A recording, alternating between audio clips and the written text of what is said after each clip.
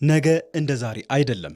በነገው ዓለም ሉዓላዊ ህልውናን ለማንበር አሁን አሻግሮ በመመልከት ፈጣንና ጠንካራ እርምጃን ይጠይቃል። ሉዓላዊነትን አስከብሮ ለመዝለቅ ዛሬ ሁለንተናዊ አቅምን በጠንካራ መሰረት በመገንባት በራስ መንገድ ከፍ ብሎ መራመድ ዋነኛው ነው። ኢትዮጵያ መጪውን የቴክኖሎጂ ዓለም ቀድማ በማየት ዲጂታል ኢትዮጵያ በሚል መርህ በዚሁ መንገድ ላይ ትገኛለች። በዚህ አውድ ተወዳዳሪ ለመሆንም በቴክኖሎጂው ራስን ለመቻል የተቋማት ግንባታ ላይ ኢንቨስት እያደረገች ነው።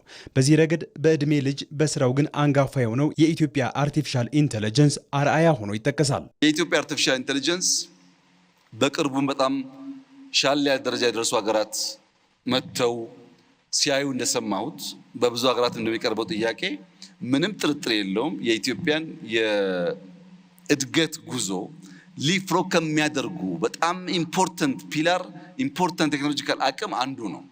ለምን አስፈለገ ያልከኝ እንደሆነ መከተል ሰለቸን።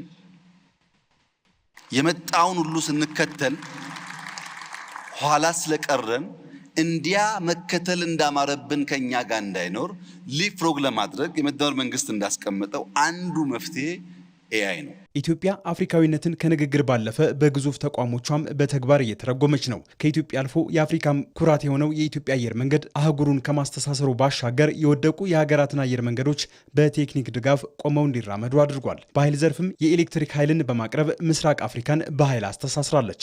በዚህ ብቻ አልቆመም። በአሁናዊ ቴክኖሎጂዎች አፍሪካን ለማስተሳሰር ባለራዕይ ሆና እየሰራች ነው። ከሳምንት በፊት ለይፋዊ የስራ ጉብኝት ወደ ኢትዮጵያ የመጡት የቡሩንዲ ፕሬዝዳንት ኢቫሪስቴ ንዳይሽማዬ ከኢትዮጵያ ጋር በጋራ ለመስራት ከመከሩባቸው ጉዳዮች አንዱ ኢትዮጵያ መርታዊ ለውጥ ያየችበት የዲጂታል መታወቂያ ስርዓት ነው። የላይቤሪያ መንግስት ልዑክም በአርቲፊሻል ኢንተለጀንስ ዘርፍ ከኢትዮጵያ ልምድ ለመውሰድ ጉብኝት አድርጓል። ተቋሙን የጎበኙት የሀገሪቱ የውጭ ጉዳይ ሚኒስትር ሳራ ቤይሶሎኒያቲ የኢትዮጵያን ራዕይ አድናቆት ችረውታል።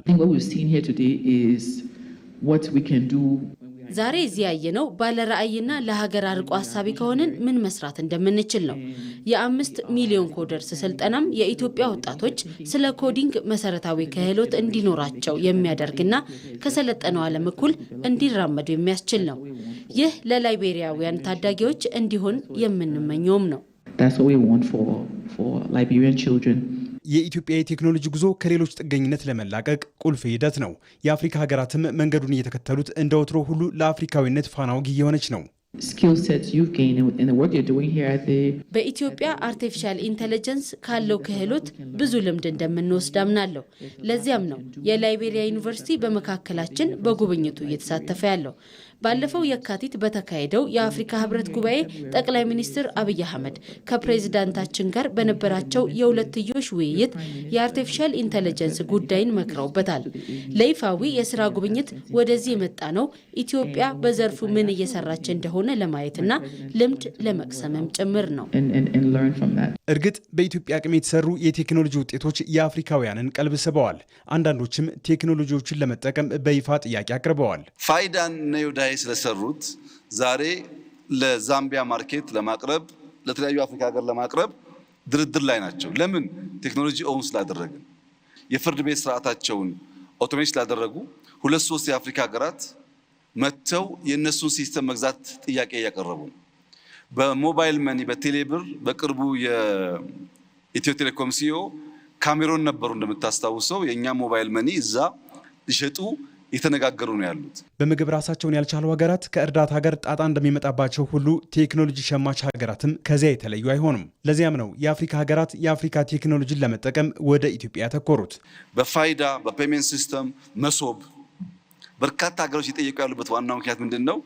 አፍሪካ ውስጥ ጥቂት ሀገራት እኔም አንተም የምናውቃቸው ሀገራት ሲስተሞቻቸውን ከሌላ ዓለም አመተው ተጠቅመው እነዚያ ሀገራት ጋር እሰጣ ገባ ውስጥ ሲገቡ የፍርድ ቤት ሲስተም የተዘጋበት ሀገር አለ፣ የፔመንት ሲስተም የተዘጋበት ሀገር አለ፣ የሜዲካል ሲስተም የተዘጋበት ሀገር አለ። ከውጭ ስናመጣ ሲስተሙን በርቀት ይዘጉብንና እንቅስቃሴ ስለሚያግቱን አፍሪካ ውስጥ አቅም ካለ የአፍሪካን አቅም መጠቀም ይሻላል የሚል እሳቤ አሁን በጣም በርካታ ሀገራት ውስጥ እየተፈጠረ ነው ያለው። ኢትዮጵያ በራሷ አቅም ያበለጸገቻቸውን የቴክኖሎጂ ውጤቶች ለአፍሪካ ችግሮች አፍሪካዊ መፍትሄዎች የሚለውን መሪ ቃል በተግባር ያረጋገጠም ነው።